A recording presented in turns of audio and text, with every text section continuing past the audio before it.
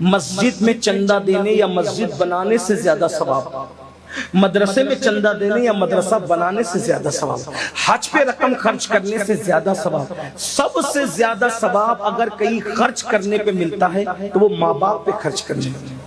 فلمیں دیکھ کر، سیریل دیکھ کر، ناول پڑھ کے، دنیا کے اس مکر اور مکروہ چہرے سے متاثر ہو کر ماں باپ کو بڑھاپے میں صدمے دینے والوں، ماں باپ کے ساتھ بغاوت کرنے والوں، ماں باپ کے ساتھ غداریاں کرنے والوں، ماں باپ کو گالیاں دینے والوں، آنکھیں نکال نکال کر ماں باپ کو دیکھنے والوں، ماں باپ کو دکھ دینے والوں، ماں باپ کو گھروں سے نکال کر کبھی بہنوں کے یہاں کبھی بھائیوں کے یہاں پہنچانے والوں، ماں باپ کو چھوڑ کر سسرال میں گھر بسانے والوں، ماں باپ سے خرچہ روک کر مسجد مدرسوں میں اور نیک کام میں چندے دینے والوں، غور سے سن لو اور کان کھول کر کے سن لو، کچھ یاد رہے نہ یاد رہے، گفتگو کا یہ حصہ ضرور یاد رکھنا۔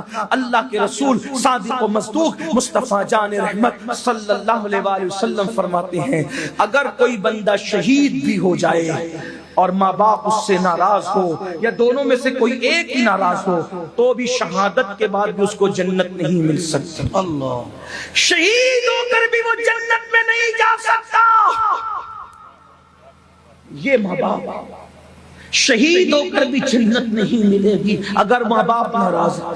اور آج تو لڑکی اور لڑکیاں ماں باپ کو ناراض کر کے شادیاں کرتے ہیں، پسند کی شادی، پسند کی شادی، پسند کی، اتنا بھوت سمارے پسند۔ میں نے کہا ماں باپ کب منع کرتے ہیں؟ ہمارے یہاں تو ہے ہی پسند کی شادی، بس اتنا ہے کہ پہلے ماں باپ پسند کر لیں بعد میں تم پسند کر لیں۔ میرے بھائی اگر ماں باپ روک دیں، ماں باپ روک دے تو کعبے کی زیارت کے لیے نہیں جا سکتے۔ ارے ماں باپ روک دے تو رکنے والا تو نبی کی زیارت سے بھی رک گیا۔ ماں کے روکنے پہ رکنے والا نبی کی زیارت سے رک گیا، لیکن کسی نے اس کو تان نہیں کیا کہ اویس اتنا بڑا عاشق تھا، ارے نبی کی زیارت سے تو رک گیا، گمنام ہو گیا، مرتبہ کم ہو گیا، یہ ہو گیا، وہ ہو گیا، وہ ہو گیا۔ نہیں، ماں کے کہنے پہ نبی کی زیارت سے رکے ہیں تو خدا نے ماں سے وفا کی وجہ سے وہ مقام عطا کیا ہے کہ سب نبی سے دعا کروا رہے ہیں اور نبی صحابہ کو بھیج کر اویسے کرنے سے امت کے لیے دعا کر۔ سبحان اللہ، سبحان اللہ، سبحان اللہ۔ یہ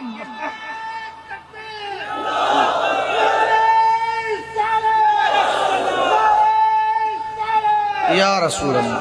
لیکن میرے عزیز، میرے بھائی، ہم تو یہ چیزیں صرف دل بہلانے کے لیے سنتے ہیں، اس سے ہمیں عظمت پتہ نہیں چلی۔ تو میرے آقا نے فرمایا شہید ہو کر بھی ماں باپ اگر ناراض ہے جنت میں نہیں جائے گا، لیکن چونکہ شہید تھا اس لیے جہنم میں بھی نہیں جائے گا۔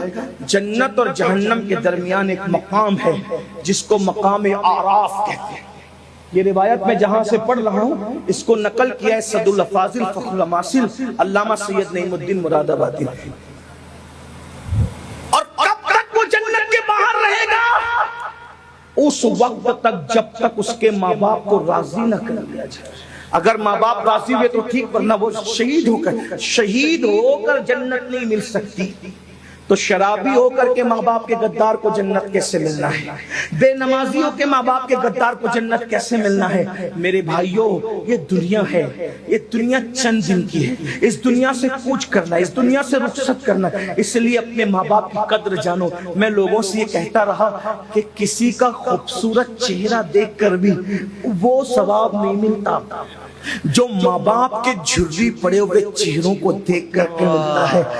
لوگ سال میں ایک بار حج کرتے ہیں، ماں باپ والوں تم اتنے خوش نصیب ہو کہ ایک بار ایک دن میں اگر 100 مرتبہ ماں باپ کی زیارت کرو تو اللہ تمہیں ایک دن میں 100 مقبول حج کا ثواب عطا فرمائے۔ لیکن یہ بات بھی کہوں، شارحین حدیث نے، میں اپنی بات اب سمیٹنے لگا ہوں بلکہ ختم ہی کر دوں گا، خاص بات، جب یہ جلسے میں یہ بات کہتے ہیں نا مولانا لوگ اور خطبہ لوگ کہ بھئی جو ماں باپ کا چہرہ دیکھے اس کو کیا ملتا ہے؟ مقبول حج کا ثواب۔ لیکن پھر اس میں سب سمجھتے ہیں کہ میں تو ماں باپ کو خرچہ نہیں دوں گا دوا کھانے کا، گالیاں بھی دوں گا، مسجد کے زینے پہ بٹھا کے بھیک بھی منگواؤں گا، اور گھر جا کے جلسے کے بعد ماں کو دیکھوں گا مسکرا کے منافقانہ انداز میں، جیسے ایئر ہوسٹس مسکراتے ہیں اس طرح مجھے مقبول حج کا ثواب مل جائے گا۔ یہ آرٹیفیشل مسکراہٹ سے ماں باپ کو دیکھنے سے کوئی ثواب نہیں ملتا۔ میں بڑی ذمہ داری سے یہاں بات کر رہا ہوں، علماء میرے پشتوں پہ موجود ہے، مفتیان کرام موجود ہیں۔ ایک بات آپ کو کہوں، جب انسان کسی کو وہ مقام دے ہی نہ جو اس کا مقام ہو تو اس کا فائدہ نہیں ملتا۔ تھوڑی مشکل ہو گئی نا، بات آسان کرتا ہوں۔ اگر نبی کو دیکھو تو آدمی کیا بنتا ہے؟ اگر کچھ یاد ہو تو بول دیں۔ نبی پاک کو دیکھ کے کیا بنتا ہے؟ مل کے بولے۔ تو ابو جہل کیوں صحابی نہیں ہے؟ ابو جہل کیوں صحابی نہیں؟ اس لیے کہ وہ نبی کو نبی مانتا ہی نہیں تھا۔ جو نبی کو نبی کا درجہ نہ دے تو نبی کو دیکھنا اس کو فائدہ نہیں دے سکتا۔ توجہ، جو نبی کو نبی کا درجہ نہ دے، نبی کو دیکھنا اس کو فائدہ نہیں دے سکتا۔ دوسری بات، رمضان شریف میں اگر کوئی کافر مرے تو کیا جنت میں جا سکتا ہے؟ مومن مرے گا رمضان شریف میں تو جنت ہے۔ کافر رمضان شریف میں مرا تو جنوری میں مرنا اور رمضان شریف میں مرنا اس کے لیے برابر ہے، کیونکہ اس نے رمضان شریف کو کبھی رمضان شریف مانا ہی نہیں۔ تو جس نے رمضان شریف کو رمضان شریف کا درجہ نہیں دیا اس کو رمضان شریف کی برکت نہیں مل سکتی۔ نبی کو نبی کے درجے پہ نہیں مانا تو اس کو وہ مقام مل سکتا ہے؟ نہیں مل سکتا۔ ابو جہل کو ملا، ابو لہب کو ملا، عتبہ کو ملا، شیبہ کو ملا۔ ارے بھائی، جب نبی کے مقام کو نبی سمجھ کر کے اس نے نہیں دیکھا، وہ مقام نہیں دیا، تو نبی کو دیکھنا اس کو فائدہ نہیں پہنچایا۔ تو جو اپنے ماں باپ کو ماں باپ کا درجہ دیتے ہی نہیں ہے تو ماں باپ کو دیکھنا ان کو کیا فائدہ پہنچا سکتا ہے؟ یہ ماں باپ کو دیکھنے سے ثواب انہیں کو ملتا ہے جو ماں باپ کی خدمت کرتے ہیں، ماں باپ کا احترام کرتے ہیں، ماں باپ کو ماں باپ سمجھتے ہیں، جو ماں باپ کو گھر کا کچرا سمجھتے ہیں، معاذ اللہ، پھر ان کو کیا ثواب ملنا ہے؟ تو یاد رکھنا، اتنا سستا نہیں ہے جنت کا سودا، بہت کٹھن ہے۔ ڈگر پن گھٹ کی حالت تو یہ ہے، اگر بیوی کہہ دے کہ مجھے فلاں ڈریس چاہیے تو بیوی کے لیے جیب سے پیسے نکل جاتے ہیں، لیکن اگر ماں باپ کہے دوا کے لیے چاہیے تو بے شمار ناہنجار لڑکے ہیں جو کہتے ہیں جاؤ مسجد کے دروازے پہ بیٹھ کے بھیک مانگو۔ کیا میں تمہیں یہی سب کرتا رہوں، یہی تمہاری خدمت کرتا رہوں؟ نہیں میرے بھائی، یاد رکھنا، ایک شخص آ کے کہتے ہیں یا رسول اللہ، اللہ تو نظر نہیں آتا، پھر ہمیں کیسے پتا چلے کہ اللہ راضی ہے کہ ناراض ہے؟ میرے آقا نے فرمایا گھر جا اور جا کر دیکھ، اگر تیرے ماں باپ تجھ سے راضی ہے تو اللہ بھی راضی ہے، اور ماں باپ ناراض ہے تو اللہ بھی ناراض ہے۔ اخیر میں مجھے ایک بات یاد آتی ہے، ماں اور باپ کی دعا انسان کو کس مقام پہ لے جاتی ہے۔ یہ بات پہلے میں واضح کر دوں، مسجد میں چندہ دینے یا مسجد بنانے سے زیادہ ثواب، مدرسے میں چندہ دینے یا مدرسہ بنانے سے زیادہ ثواب، حج پہ رقم خرچ کرنے سے زیادہ ثواب، سب سے زیادہ ثواب اگر کہیں خرچ کرنے پہ ملتا ہے تو وہ ماں باپ پہ خرچ کرنے پہ، ماں باپ پہ خرچ کرنے سے زیادہ ثواب۔ بلکہ آقا فرماتے ہیں اگر کوئی دولت مند بننا چاہے تو ہر نماز کے بعد اپنے ماں باپ کے لیے دعا کیا کرے۔ جو ہر نماز کے بعد ماں باپ کے لیے دعا کرے گا اللہ اس کی عمر بھی بڑھائے گا، اس کا مال بھی بڑھائے گا۔ صرف ان کے لیے دعا کر دو تو یہ ہے، اللہ اکبر، ان کی خدمت کرو تو کیا نہیں، خدمت کر۔ اچھا کچھ لوگ یہاں بیٹھ کر کے ابھی پھول رہے ہوں گے کہ میں تو خدمت کرتا ہوں نا حضرت، تو کیا خدمت کرتے ہیں بھائی؟ کیا خدمت؟ روٹی دے دی، کپڑا دے دیا، مکان دے دیا، میں خدمت کرتا ہوں۔ بڑی معذرت کے ساتھ میں تھوڑا صوفیہ کے نقش قدم پہ چل کر، چشتیوں کے نقش قدم پہ چل کے تھوڑی نرم گفتگو کرنے کا عادی ہوں۔ ایک بات آپ کو کہوں، ایک بات آپ، اگر اپنے ماں باپ کو روٹی کپڑا مکان دیتے ہو تو لوگ یہ تو کتوں کو بھی دے دیتے ہیں۔ روٹی تو دروازے پہ پڑے ہوئے کتے کو بھی لوگ دیتے، روٹی کپڑا تو دروازے پہ بیٹھے ہوئے فقیر کو بھی دیتے، بھیک منگو کو بھی دیتے۔ تو ماں باپ کی خدمت کا مطلب کیا ہے؟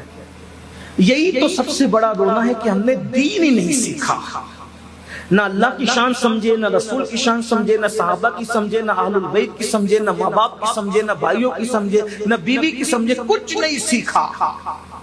بس سیکھا تو صرف دوسروں کا معاملہ دیکھنا، دوسروں کے معاملات پہ نظر رکھنا یہ سیکھا، گناہ کرنا سیکھا، جرائم کرنا سیکھا، غفلت سیکھا۔